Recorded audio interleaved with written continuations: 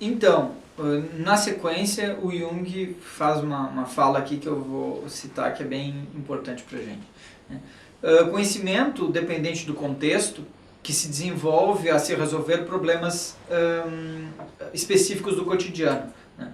Conhecimento que ele é dependente do contexto, ele é prático, como, por exemplo, reparar um defeito mecânico ou um defeito elétrico, ou encontrar um determinado caminho num mapa, né? O conhecimento contextual ele pode ser também procedimental, né? No sentido de ser representado por um manual, um conjunto de regras de saúde ou um conjunto de regras de segurança, né? Ele está fazendo, na verdade, né, uma classificação desses tipos de conhecimento, né? O conhecimento contextual ele tem um caráter prático ou um caráter procedimental. Às vezes essas coisas vêm juntas, né? Mas aqui que vem as considerações importantes, né, quando ele começa a entrar nas características, né? O conhecimento que ele é dependente de contexto, ele diz ao indivíduo como fazer coisas específicas. Ele não explica ou generaliza. Ele lida somente com detalhes, né? O outro tipo de conhecimento, que é o relevante aqui para o Jung, né, e que é a melhor caracterização do conhecimento poderoso, né, é o conhecimento que ele é independente do contexto, ou então também chamado, né, de conhecimento teórico, né? O conhecimento teórico ele é desenvolvido para fornecer generalizações e ele busca a universalidade. Ele fornece a base para a gente fazer julgamentos, uma série de juízos, né? E é geralmente, mas não unicamente, relacionado às ciências, né? E é esse conhecimento que é independente do contexto, que é, pelo menos potencialmente, adquirido na escola. E é a ele que me refiro como conhecimento poderoso.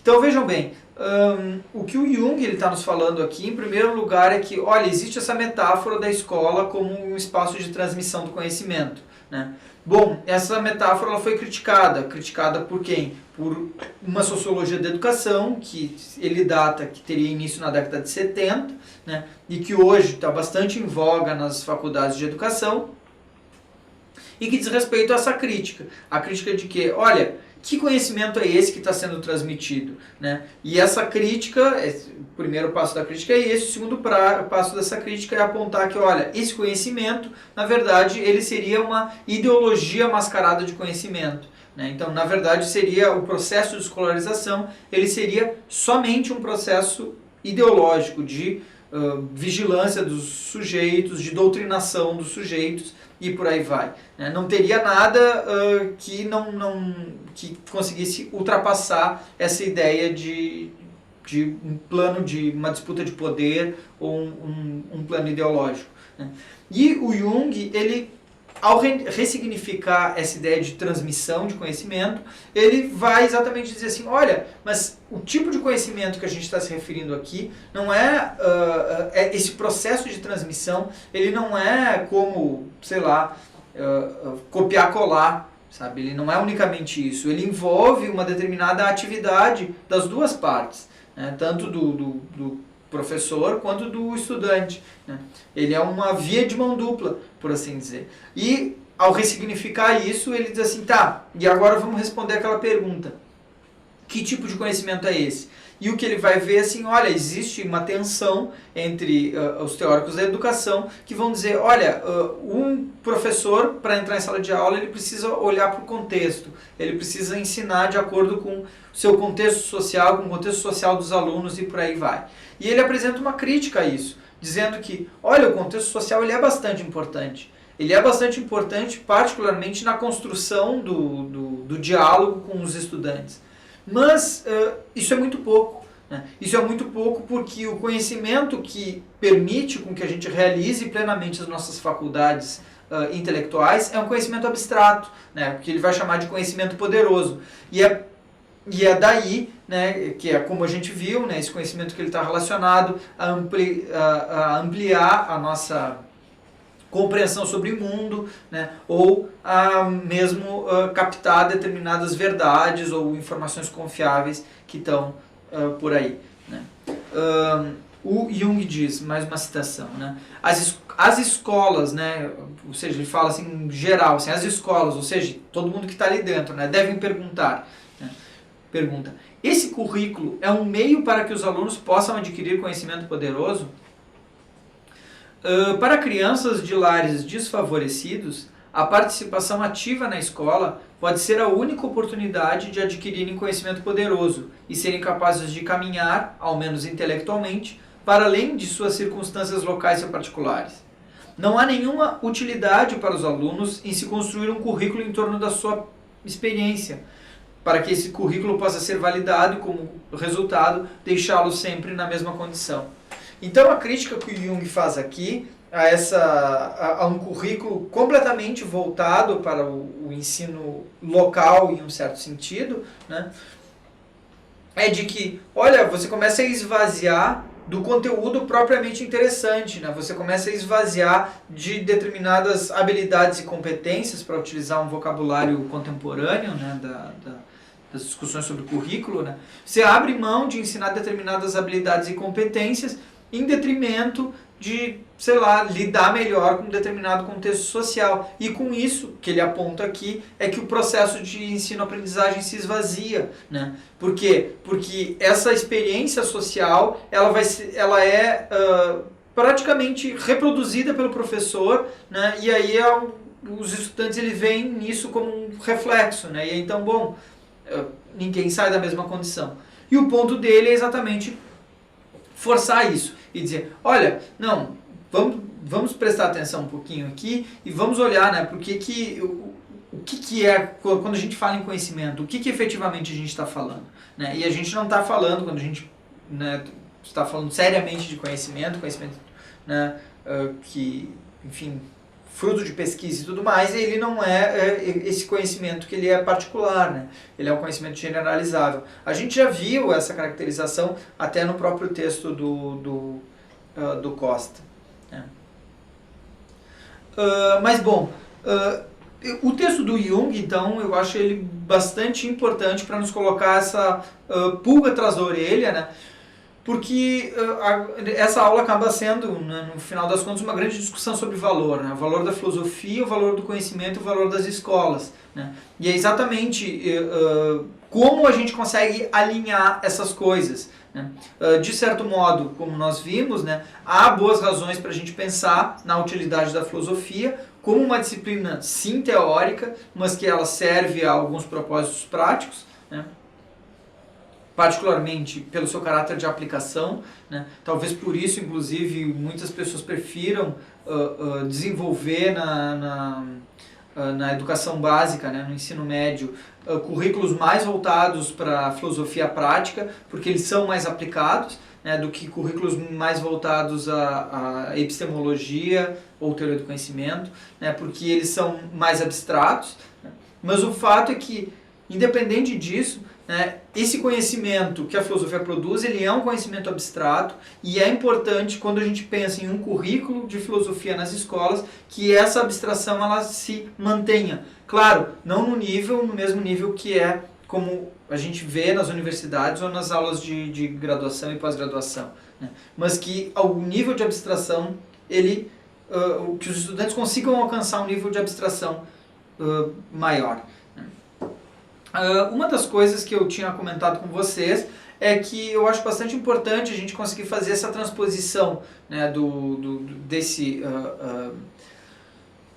nosso conhecimento abstrato na filosofia, desse nosso conhecimento bastante teórico da filosofia para algo mais prático, né, particularmente pensando o ensino de filosofia.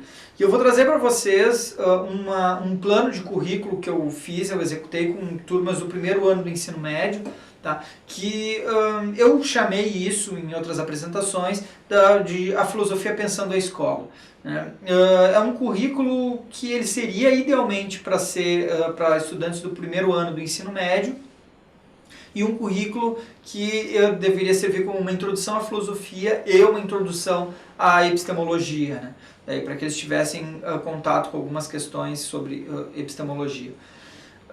Mas o interessante desse currículo é que ele é voltado para pensar a escola, né? Porque nesse momento que eu estava dando aula, eu reparei que os estudantes do primeiro ano do ensino médio, às vezes chegavam bastante perdidos, assim, e não conseguiam ver exatamente, bom, por que é a escola, o que eu estou fazendo aqui e tudo mais, né? E coisas do tipo.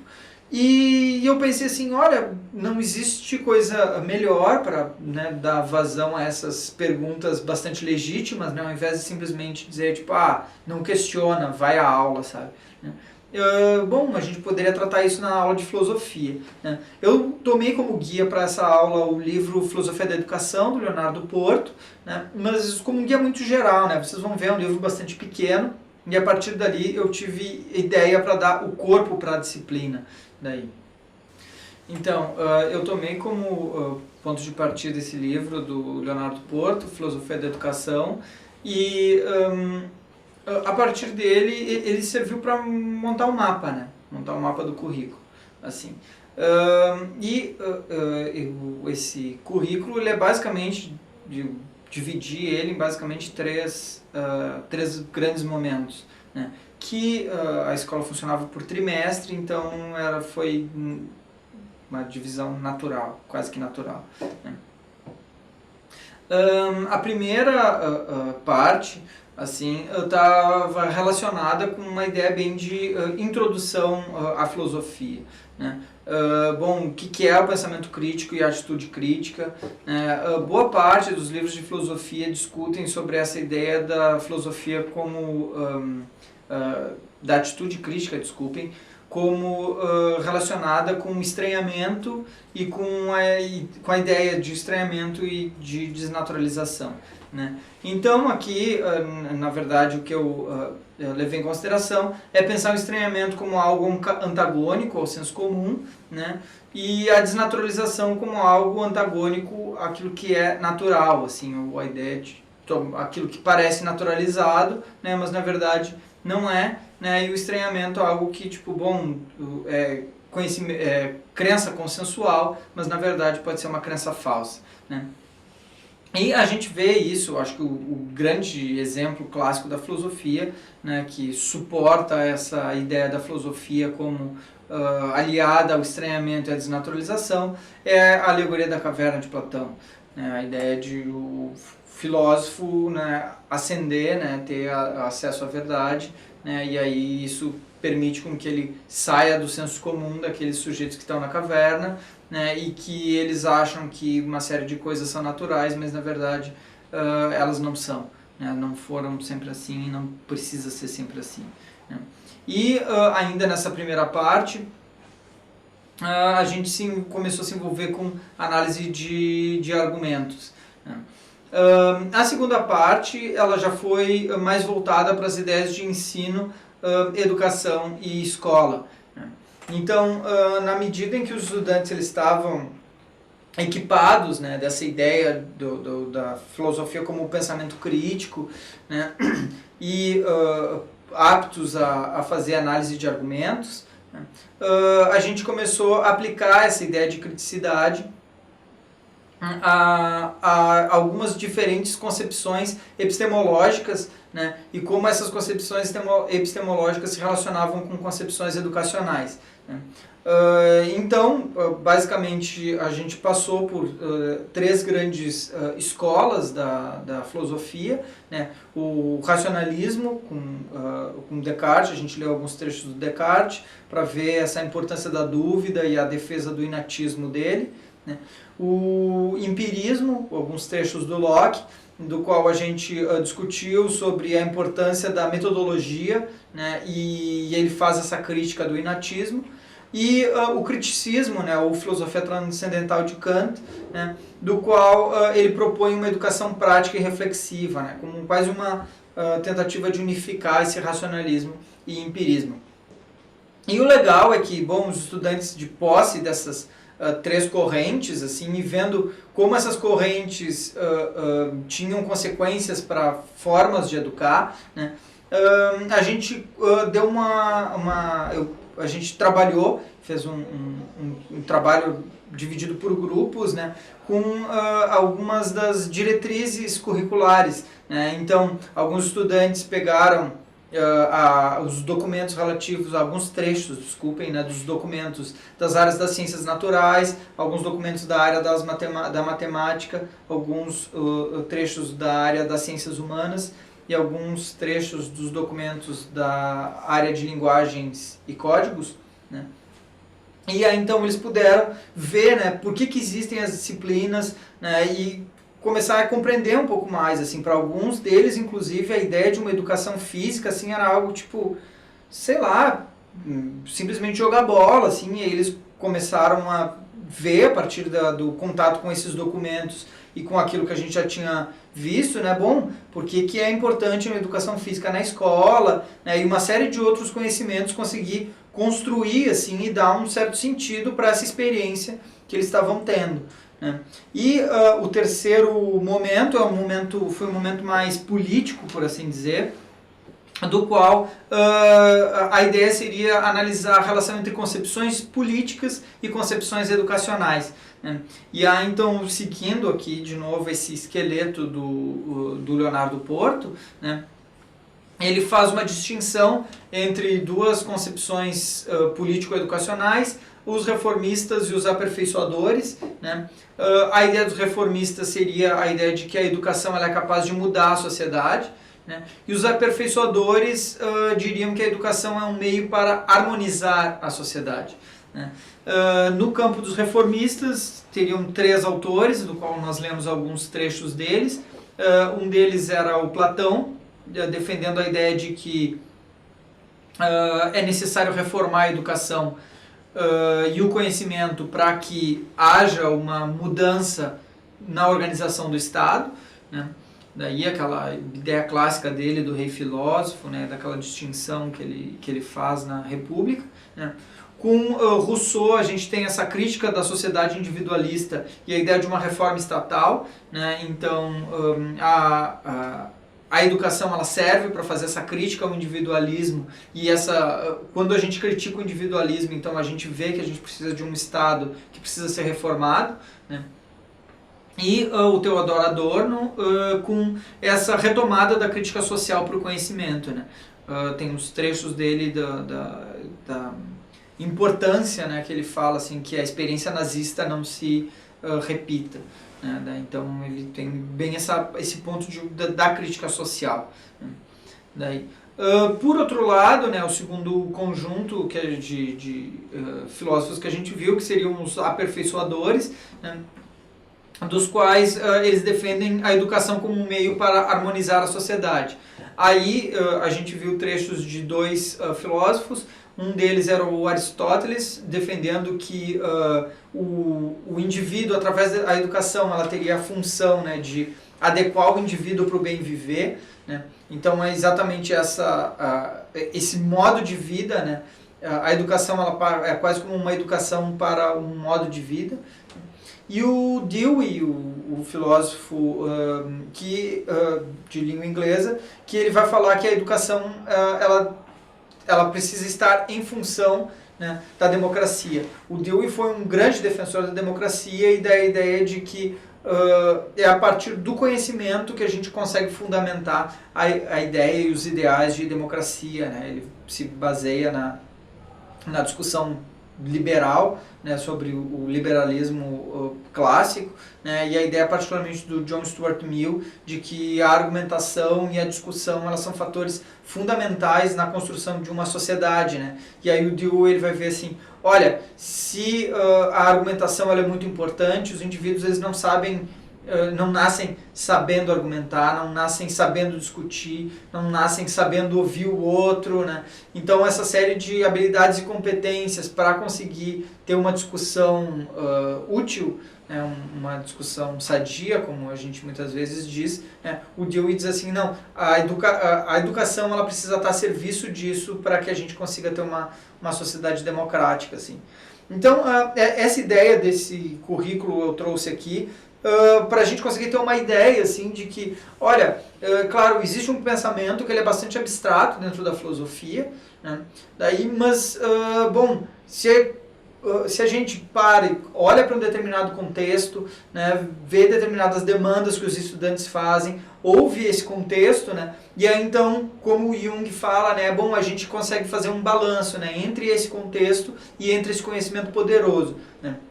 Essa particularmente foi uma disciplina que deu bastante certo, né, eu tinha muita dificuldade de dar aula para as turmas do primeiro ano do ensino médio, assim, não sei se pela idade, não sei se pelos materiais de filosofia que eu tinha, e esse currículo eu acabei construindo ele, assim, e os estudantes adoraram, assim, eles puderam questionar uma série de coisas, compreender uma série de coisas, e tu conseguia ver um amadurecimento deles sobre o lugar deles no mundo, né? Se tem uma coisa que, sei lá, a maioria dos brasileiros passa, né, é pela escola. Então, essa é uma experiência social bastante compartilhada e nem sempre a gente vê disciplinas, particularmente no ensino médio, tratando sobre isso, né?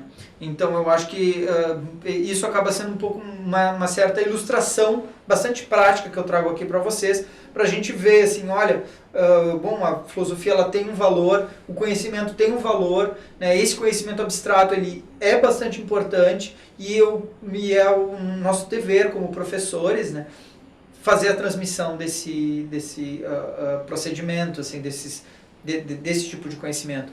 É claro que o conhecimento local, né, o conhecimento contextual, ele é importante, ele precisa ser levado em consideração, mas sempre, né, quando a gente está pensando em escola, a gente precisa estar pensando nesse conhecimento que o Jung fala como conhecimento poderoso. Por hoje é só, muito obrigado, até a próxima.